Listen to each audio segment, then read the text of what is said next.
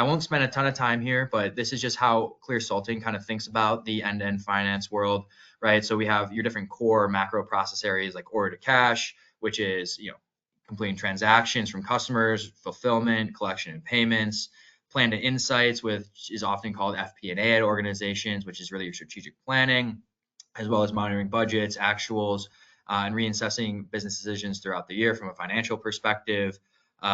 Source to report, as Don likes to say, or record to report, and others is, obviously your classic R to R type functions around collecting, processing, transactions, consolidating, presenting complete and accurate financial statements. Treasury, liquidity risk, financial risks, right? Just managing day-to-day business process. P2P or procure to pay is standing up an organization's procurement function and really extends all the way through processing invoices and collecting payments to vendors, rather.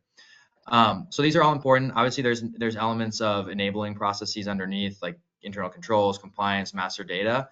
But again, it's really important that you can apply, as you go through a finance modernization initiative, that target operating model to each of these elements on there, either individually or holistically.